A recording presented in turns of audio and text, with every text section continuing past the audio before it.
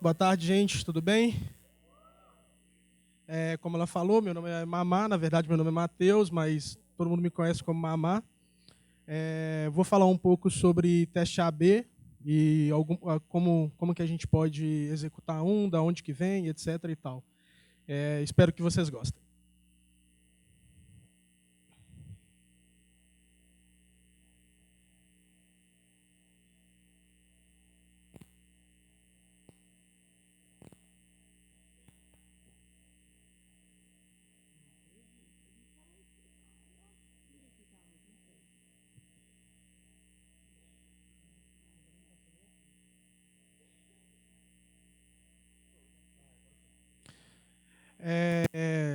Eu sou Product Owner na Maximilias. Antes eu trabalhava com desenvolvimento front-end. Estou na Maximilias há quase 3 anos. Desses 3 anos, 2 anos e meio trabalhei como desenvolvedor front-end. No último ano, comecei a trabalhar com teste AB. Em outubro, agosto do ano passado, agosto do ano passado foi criado o time de Growth. Cada empresa tem a sua explicação para Growth. Na Maximilias a gente era um time de experimentação, onde a gente fazia um ciclo que eu vou mostrar para vocês, que é análise de dados, fazia experimentos de hipóteses e depois análise do resultado. Para começar, eu vou contar um pouquinho sobre a história do teste AB, e aí depois a gente continua, beleza? Na verdade, até para saber aqui, quem sabe o que é um teste AB ou alguma empresa que vocês trabalham e etc e tal, levanta a mão aí, deixa eu ver. Tem bastante gente, show então. Então começou no ano 2000 com o Google, que ele começou através de uma dúvida dos engenheiros do Google, não era nem time de produto, UX, nem nada, surgiu realmente do time de produto com a seguinte dúvida: qual o número ideal para a gente mostrar de resultados no nosso resultado de busca, né? E aí eles começaram a pensar em como fazer isso e como descobrir isso. Então eles surgiram com a ideia do teste AB.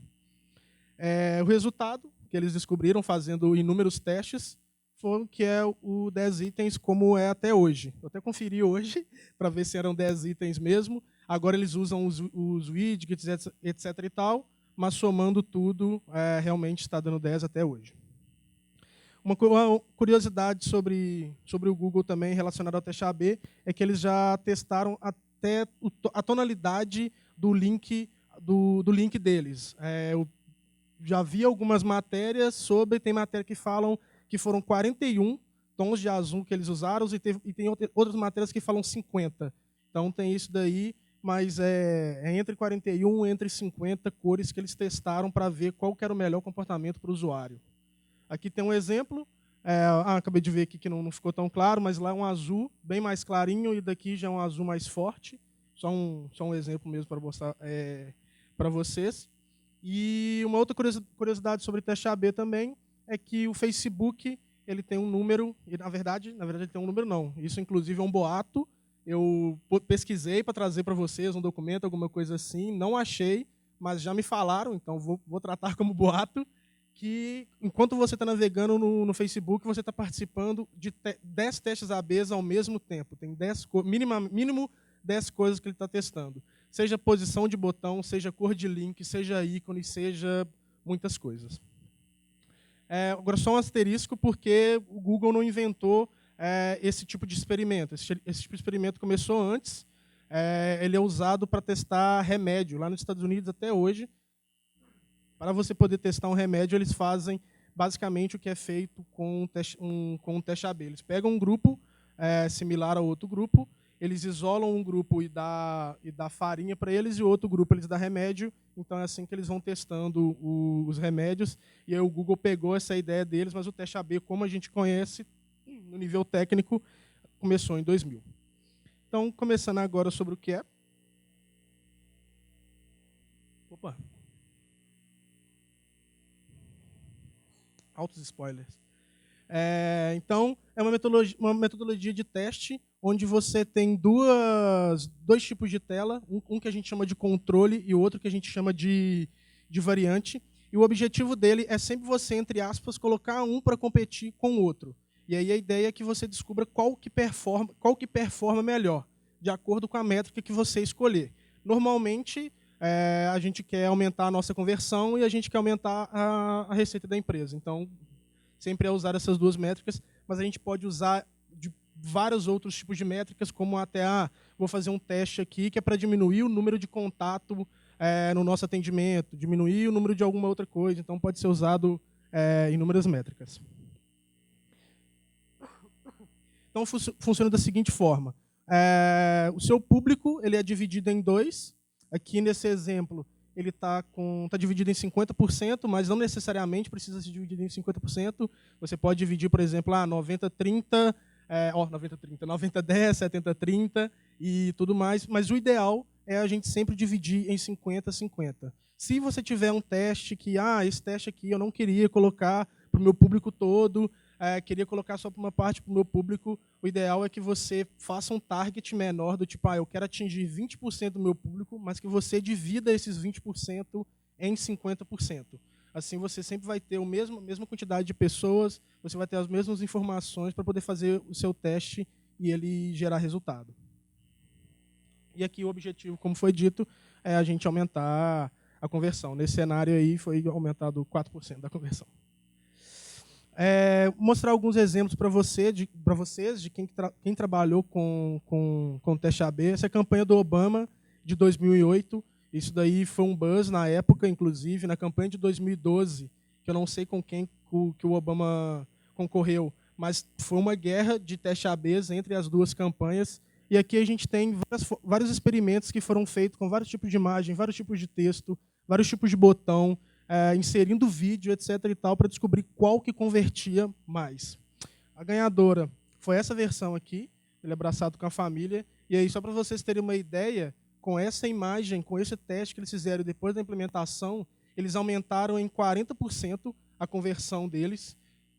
Foram 2 milhões de e-mails a mais cadastrados nessa base, e ele conseguiu, depois de adicionar essa imagem, 60 milhões de dólares em doação. Então, foi muito importante para a campanha e foi muito importante para ele, e por isso, a partir daí, vários outros presidentes começaram a aderir.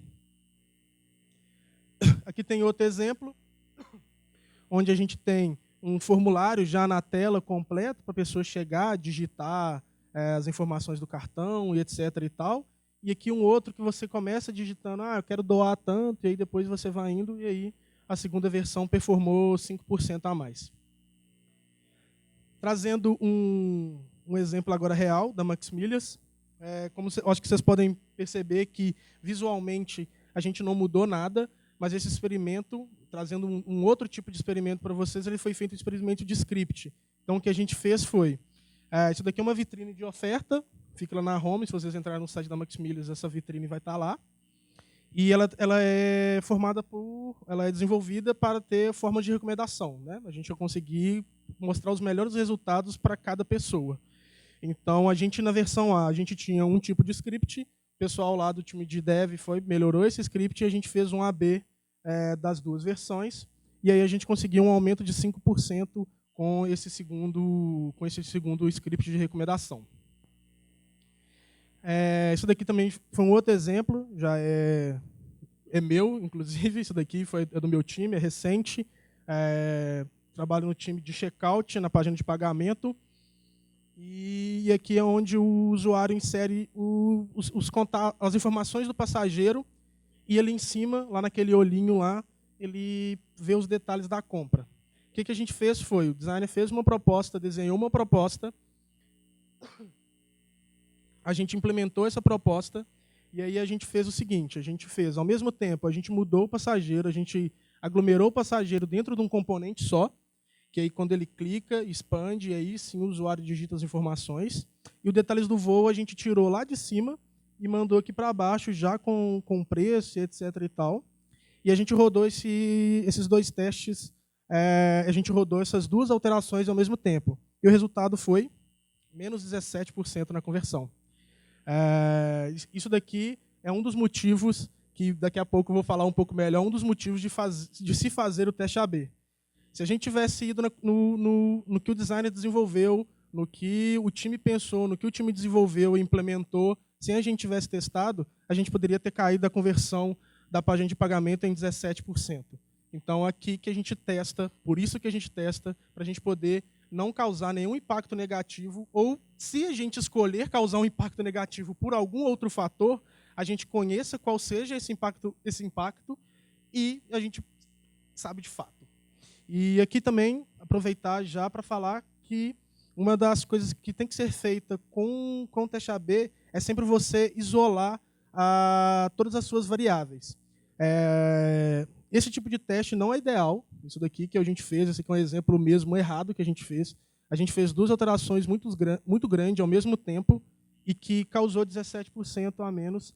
E aí a gente não sabe o que foi. A gente não sabe. E aí? Foi o detalhe? Foi o passageiro? E aí a gente acaba ficando confuso. Depois que a gente montou depois que eu montei a palestra, a gente teve o resultado. A gente fez o teste separado só do detalhes do voo e a gente conseguiu um aumento de 2% na conversão. Então, essa parte de baixo, a gente fez um teste separado só dela e deve ser implementado em breve aí. E aí nós vamos fazer um separado do passageiro para ver, e aí mais provavelmente, como quando a gente testou os dois, deu pau, nós testamos só um, deu bom, provavelmente o problema no passageiro. Então, provavelmente a gente vai refazer esse componente para a gente poder fazer um novo teste. E aqui a gente já entra no como. Está tudo muito rápido? Está tranquilo? Tranquilo? Beleza, então. Então, aqui a gente já entra no como, que o primeiro passo para você executar um teste AB eficiente é estudar os seus dados. E a gente tem a gente tem várias ferramentas para isso, eu vou trazer algumas aqui para vocês. A primeira é o Google Analytics. Eu acho que a maioria de vocês provavelmente conhece, se não todo mundo aqui conhece, é uma ferramenta do Google, onde você consegue inserir um script no seu site e ele já sozinho já consegue captar um monte de informação do seu usuário. E aí você pode continuar alimentando ele com eventos e tudo mais. Aqui é uma telinha dele, de como é o Google Analytics. Essas informações aqui não são da Maximilias, posso deixar claro. Isso daí eu joguei lá no Google, Google Analytics, era o primeiro print que apareceu. E aí a gente tem algumas informações. O tempo real é o que está acontecendo agora, é tipo um resumão do que está acontecendo ao vivo dentro do seu site, quais páginas as pessoas estão acessando, da onde que estão vindo, se ela está vindo de uma campanha do Instagram, se ela está vindo de uma campanha do Facebook, se ela está vindo orgânico, entrou no Google lá e digitou a sua marca. Depois aqui a gente tem um público-alvo, que é onde a gente tem informações básicas do seu usuário, como idade, sexo, nacionalidade, qual dispositivo que ela usa, qual navegador ela mais usa e tudo mais. O terceiro item é aquisição. O nome eu acho que já diz bem. Ele mostra para a gente de onde que o cliente está vindo. Se ele está vindo de uma campanha, se ele está vindo de uma pesquisa direta, se ele está acessando o seu link direto de alguma forma. E é isso.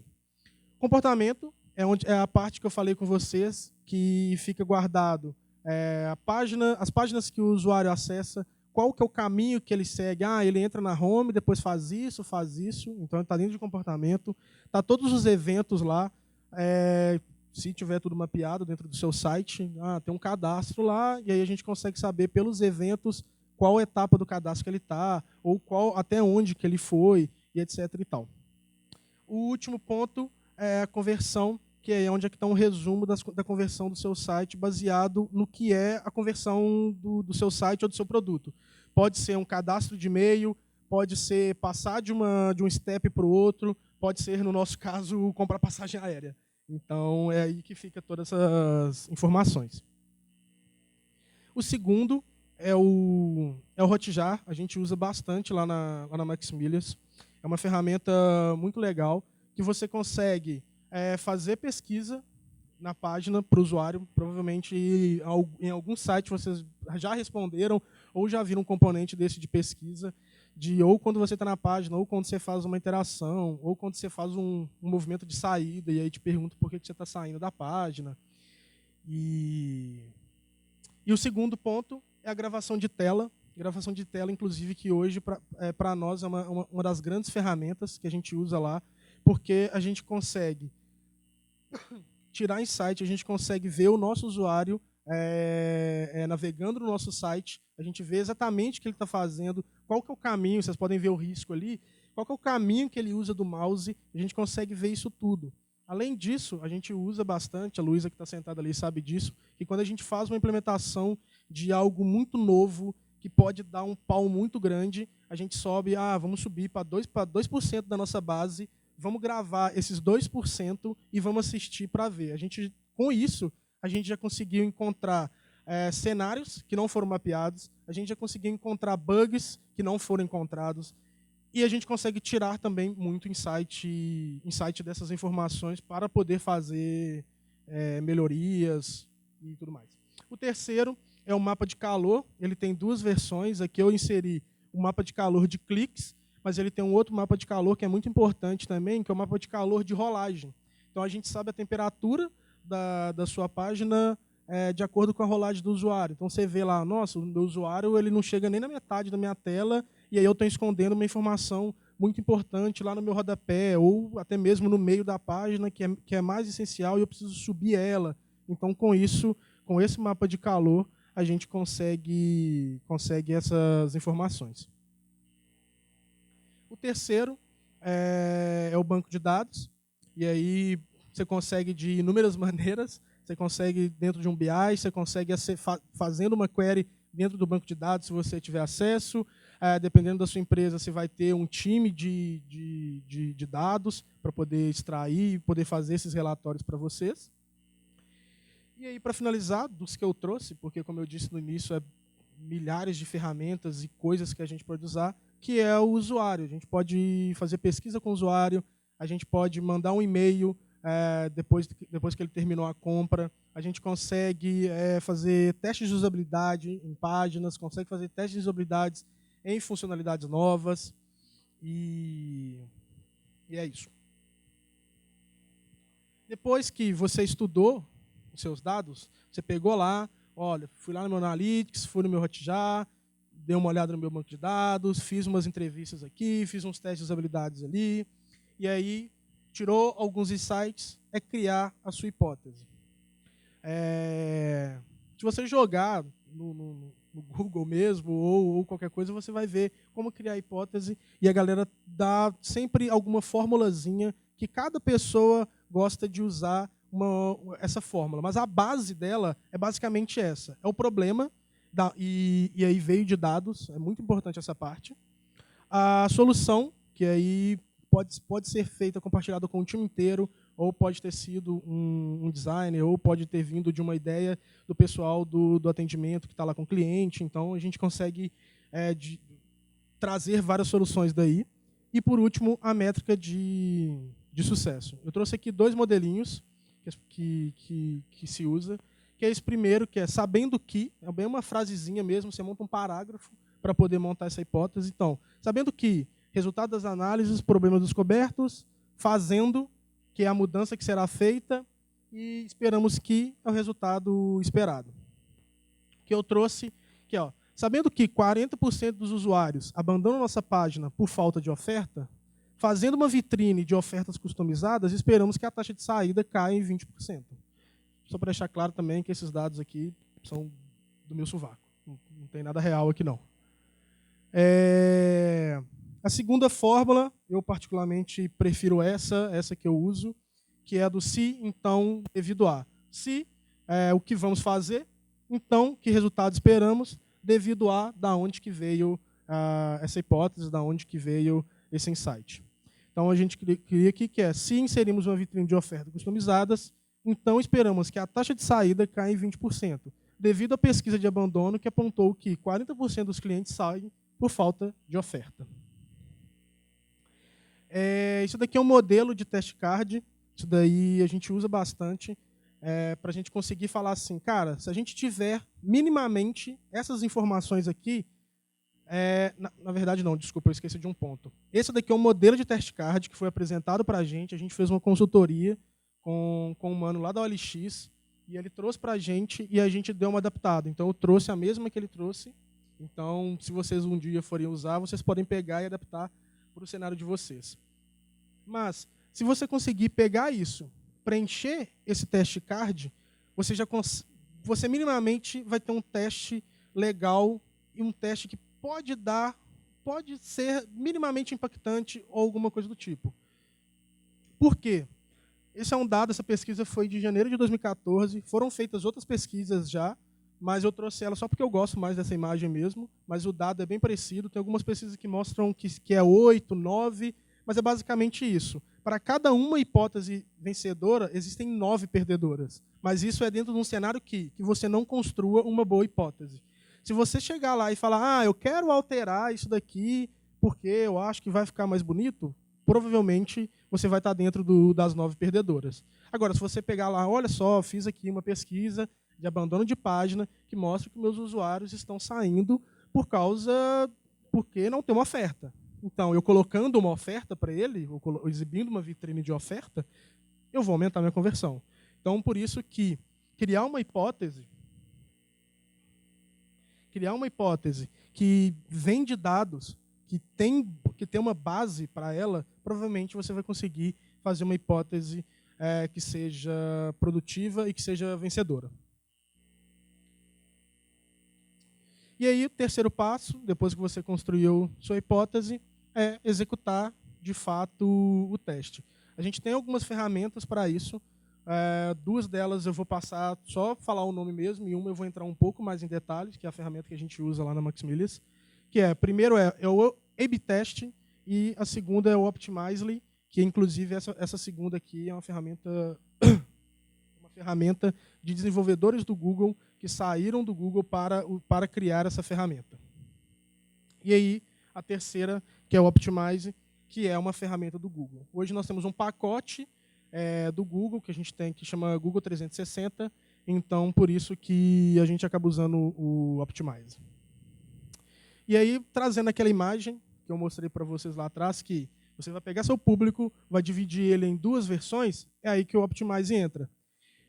Você tem o seu público, você tem a ferramenta do Optimize instalada no seu site, ela é bem parecida com a ferramenta a instalação dela é bem parecida com qualquer ferramenta que a gente instala, é basicamente inserindo um script na página, e ele que vai fazer toda a configuração, e ele que você vai fazer para o seu teste, e também o direcionamento para onde que irá o seu público, né? Qual versão o seu público vai cair.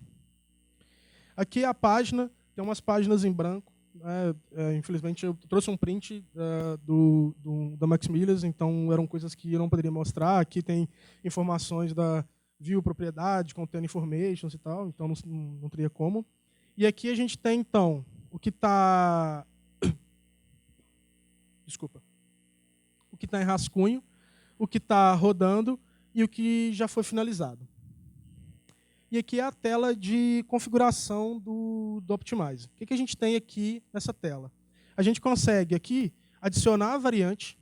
Na próxima tela eu vou mostrar como você adiciona uma variante.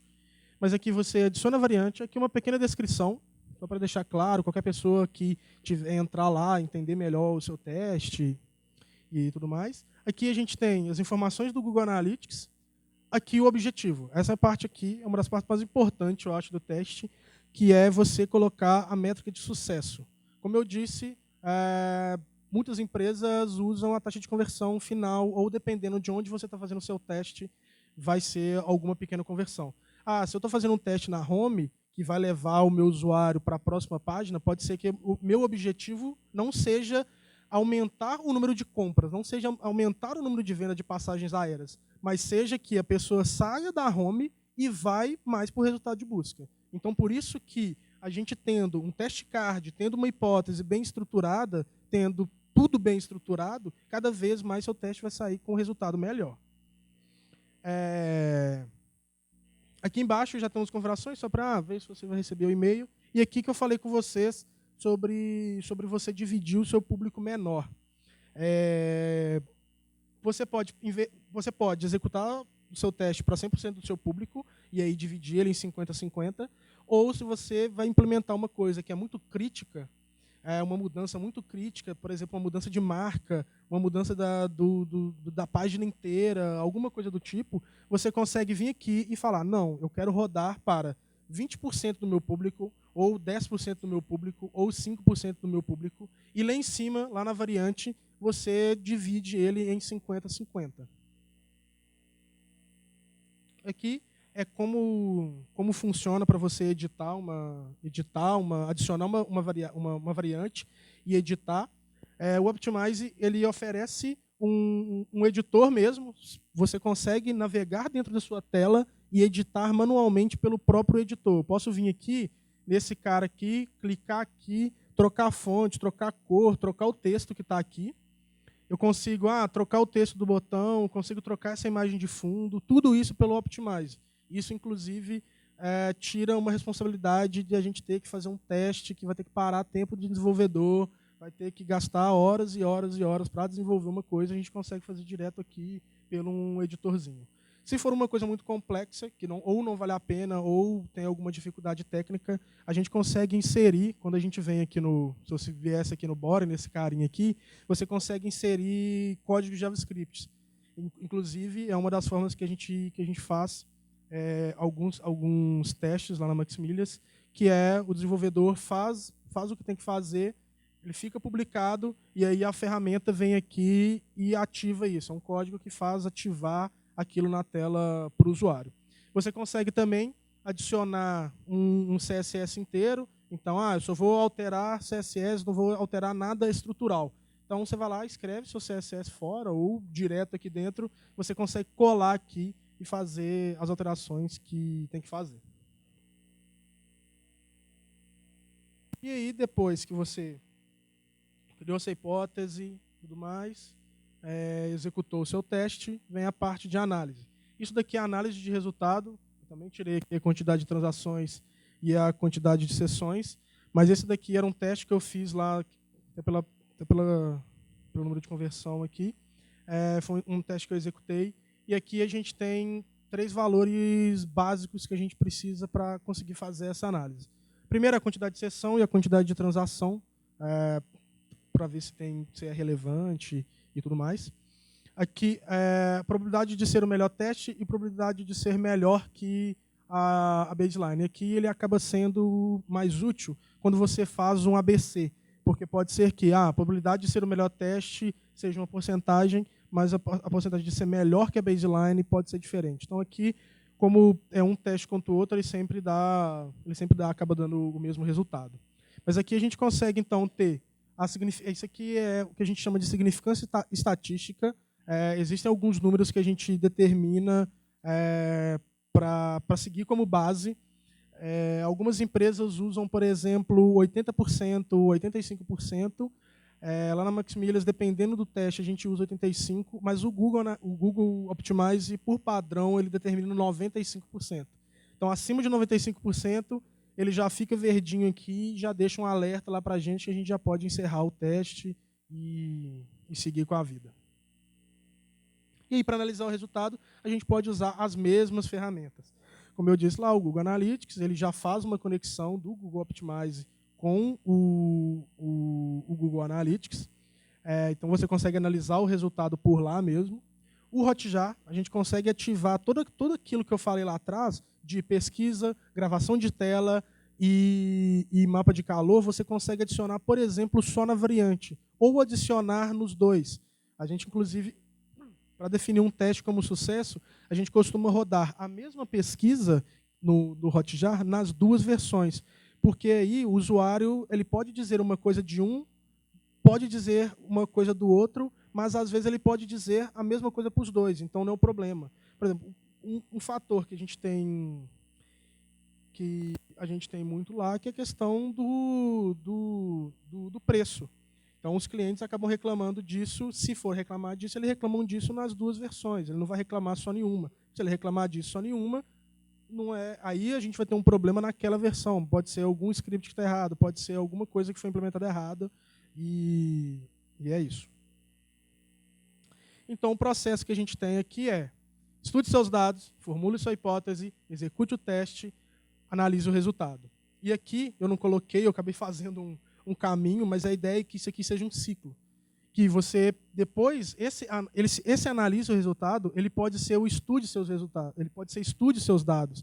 Daqui, do final de uma análise de um teste, você consegue tirar insights de novos testes, ou porque aquele teste deu errado, ou porque aquele teste você impactou numa área que é sensível e você acaba descobrindo que aquela área é sensível que talvez você nem sabia. E agora entrando no porquê. O primeiro é não publicar algo que atrapalhe sua conversão. Inclusive, tem empresas que levam isso muito ao pé da letra. Vou mostrar um videozinho para vocês de uma palestra do... Vou colar aqui rapidinho o nome dele. Na hora que eu passo o slide, eu vou colar.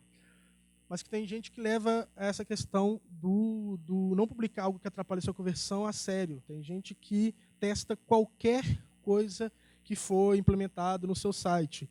Hoje, lá na Maximilis, a gente não chegou nesse nível ainda, mas a gente deseja chegar lá que qualquer alteração que for feita no nosso site vai ser feita com teste AB. Passar o videozinho aqui. O vídeo foi passado na conferência web em 2014. O nome dele é Caio Gondim. Ele era desenvolvedor front-end no Google. E aqui, quando ele estava fazendo esse vídeo, ele tinha acabado de entrar no Booking. A palestra chama AB Testing, em Deus acreditamos, todos os outros precisam de dados.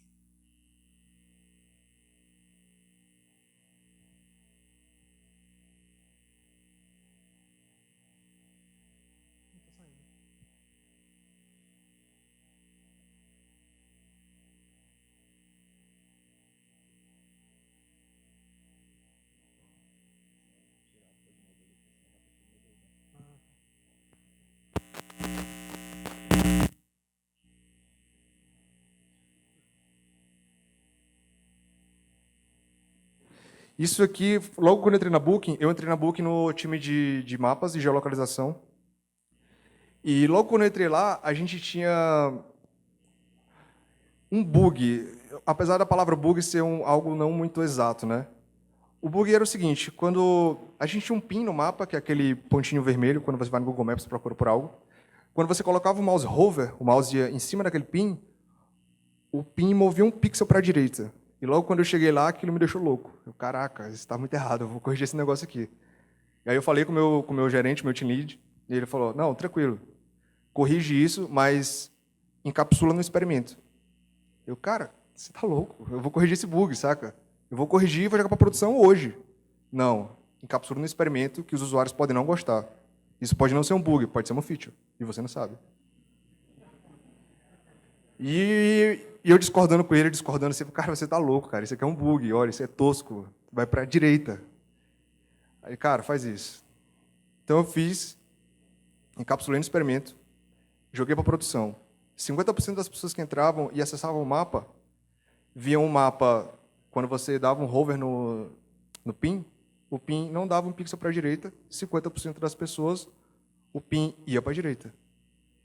E, para minha surpresa, não vou nem dizer surpresa, eu tinha certeza que esse experimento ia dar sucesso. Eu ia rir da cara dele e falar, cara, você está louco, você está jogando dinheiro fora, eu podia ter feito isso em 30 minutos e ter feito outra coisa, sabe? As pessoas simplesmente gostavam de um pixel para a direita. E o bug está lá hoje. Se você entrar hoje na Booking, no mapa, botar o mouse hover no pin, provavelmente vai estar lá esse comportamento. É o tipo da coisa, para você é um bug. Para mim, na verdade, o algoritmo estava errado mesmo. E eu ia corrigir ele. Mas as pessoas simplesmente gostavam daquilo. Você está fazendo o site para quem? Você não está fazendo para você, cara. Aquilo é uma ferramenta, as pessoas estão usando aquilo. Se as pessoas gostam, você vai fazer o quê? As pessoas gostam. A conversão está maior, você vai deixar lá. A ferramenta é melhor para os usuários. Pior para você, eu tenho um problema de toque, quando eu vejo aquele mapa, eu fico louco, mas fazer o quê? Então é basicamente isso. Acredite nos dados, cara. Ele não vai mentir. Ele só vai mentir para você se você estiver medindo de forma errada. Ele não vai mentir, ele não vai ter sentimento, e ele vai jogar na tua cara o que é certo e o que é errado, não importando o que você acha.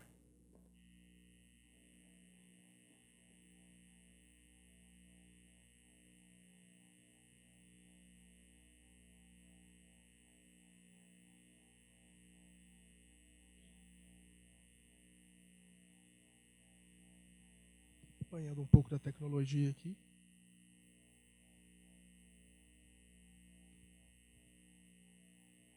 Está terminando? Não sei por que não minimizou. Vai ficar... Aí foi. Então, como eu disse, lá no book, eles são radicais nesse nível. Era um bug lá que estava dando um pixel, mas para eles tudo passa por um teste AB. E se aquele, entre aspas, um bug está aumentando a conversão, se aquilo é melhor, se o usuário final quer aquilo, aquilo vai ficar. Então, eles são... É nesse nível que eles rodam o teste AB lá. E aí outro boato, que eu não tenho certeza, que eles falam que lá hoje no book eles já têm uma plataforma, eles já têm um produto deles, que eles executam o teste AB sozinhos lá, a máquina já cria hipótese, já vai fazendo alterações de cor de botão, tamanho de fonte, tudo sozinho, bizarro. E aí, o segundo ponto do porquê é colher resultado direto do seu usuário final. Esses dados aqui, essa conversão aumentando, essa probabilidade de ser melhor, tudo isso daqui é o cliente usando. 50% do seu público usou a primeira versão, 50% do seu público usou a segunda versão. A segunda versão foi escolhida pelo seu público, não foi escolhida por ninguém que não seja ele, não foi escolhida por um designer, não foi escolhida por alguém superior, não foi escolhida pelo desenvolvedor, não foi escolhida por ninguém, foi escolhida pelo seu usuário. A terceira é publicar algo que dê valor para o seu usuário. Isso daqui é porque a gente usa isso lá muito, que com o teste AB, além de tudo, você consegue medir o impacto daquilo. Então, você consegue saber se isso aqui que eu estou publicando é insignificante, isso daqui que eu estou publicando aumenta 1%, isso aqui que eu estou publicando aumenta 3%, 4%. Então, aqui você consegue definir se você está realmente dando valor para o seu cliente. Olha aqui, o texto está diferente. Ó. Sem achismos e hipos, que foi bem o que eu falei. A gente tem vários estudos, né? A gente acaba tendo muitos estudos de qual que é a melhor coisa de fazer, é assim que é o melhor jeito de fazer e tudo mais. Mas, às vezes, esse jeito que alguém escreveu num livro não é o que o seu cliente final gosta. E aqui, sem o IPO, não sei se todo mundo sabe o que é, mas o IPO, a tradução do IPO é o maior salário da mesa. Né? A imagem é bem isso daqui. Né? Você chega lá, mostra um monte de dados e etc. e tal, a pessoa mais bem paga da mesa, que normalmente é o seu chefe, ele chega e fala, e daí eu quero a opção B. E aqui o teste AB ele é democrático, porque essa pessoa, que mesmo que deu a opinião dela, mesmo que ela tirou o desejo dela, da onde que ela tirou aquele desejo, você consegue fazer um teste AB e você consegue apresentar depois falando, olha, tá vendo a sua ideia? A sua ideia é uma bosta, a sua ideia caiu 17% a conversão do site. Então, até isso a gente consegue combater. E o último ponto, que é muito importante também, que é mensurar as suas entregas. Aqui mostrando lá, reaproveitando slides novamente. Lá atrás, quando você faz um teste e você tem um aumento de 4%, isso daqui é resultado, isso daqui você consegue falar, olha só, o que o meu time entregou. Meu time entregou 5% a mais na conversão. E aí, meu time aumentou 5% a mais do rendimento da empresa. Olha só, meu time, com essa tarefa aqui, com esse AB que nós executamos, com essa hipótese que nós colocamos no ar, a gente conseguiu pagar o nosso salário aí até o final do ano. Então, essa ideia aqui do mensurar é muito importante também. E as conclusões que a gente tira aqui primeiro formule uma boa hipótese. Simplifique e especifique. Simples e específica. Assuma o controle do seu teste e seja consciente sobre as mudanças. Sem achismo, faça implementações baseadas em dados. E a terceira é experimente. Estude, crie hipótese, execute teste, faça isso cada vez mais, faça o ciclo rodar. É isso. Obrigado, gente.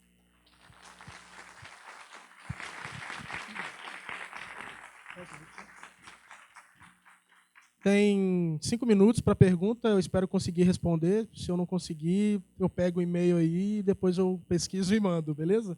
Alguém tem alguma pergunta?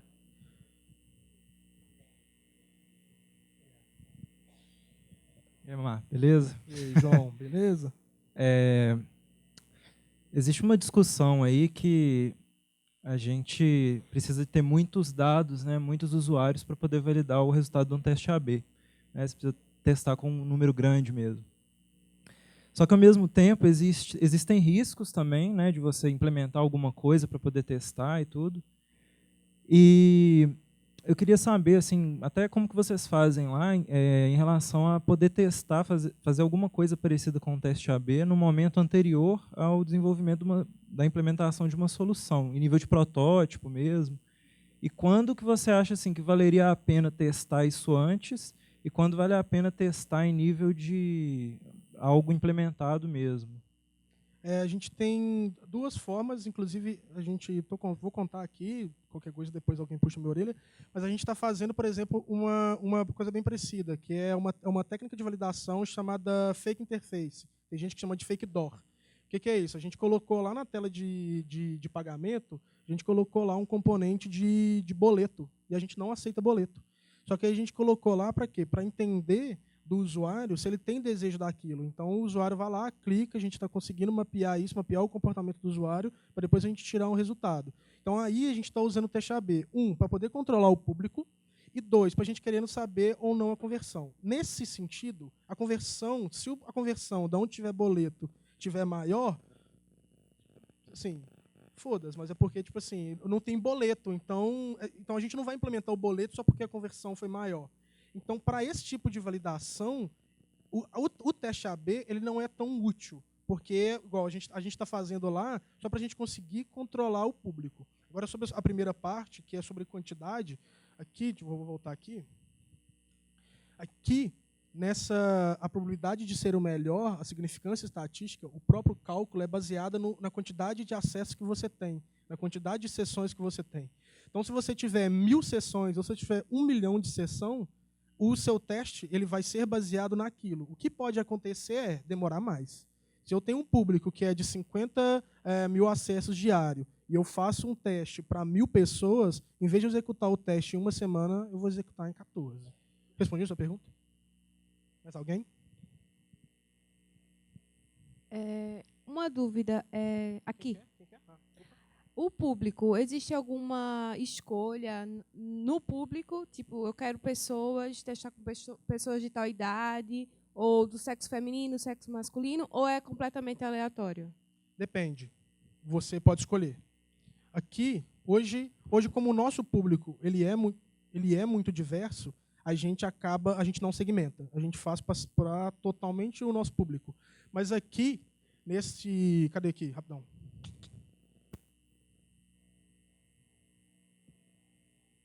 Não estou achando.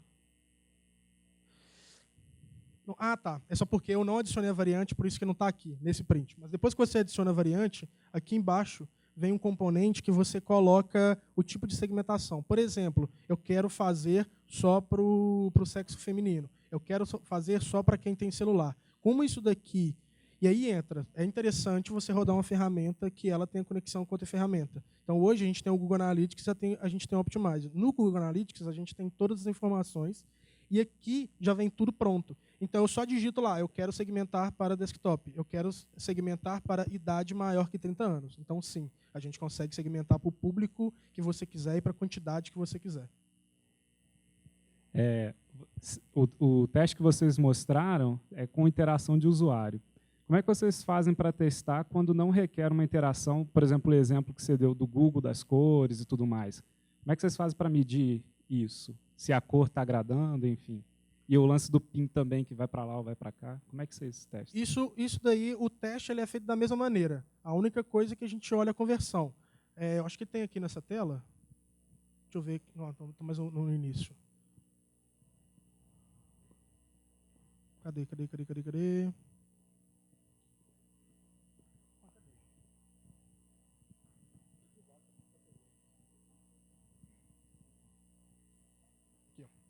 Aqui, esse componentezinho vermelho, a gente testou ele também. Ele não era vermelho antes. Ele era, se eu não me engano, ou ele era transparente no sentido da mesma cor do fundo, ou ele era de uma outra cor. Então, a gente testou a cor desse componente, a gente mudou ele para vermelho. A gente isolou todas as variáveis. Nada a gente mexeu mais. A A gente pegou aquele componente, todas as telas eram, a tela inteira era idêntica, aquele componente que for vermelho. Então, o teste é baseado nisso. Ele não é só baseado em interações, é baseado na modificação que você fez na sua página. O que você pode fazer para garantir que aquilo está sendo um teste bem executado e que o seu resultado não está sendo um falso positivo por exemplo, se você alterar uma coisa que fica lá no final da sua página, eu quero alterar um componente que está na home lá embaixo. Você executa o seu teste quando o usuário chegar lá. Então, ele vai estar naquele campo de visão e aí ele vai ter minimamente participado daquilo. Então, é assim, o resultado ele é baseado na conversão final e aí no que ele viu, entendeu? Respondi? Legal. Mais alguém? Ou não sei se eu tenho tempo mais. Não? Não? Beleza? Agradecer mais uma vez, pessoal. Obrigado.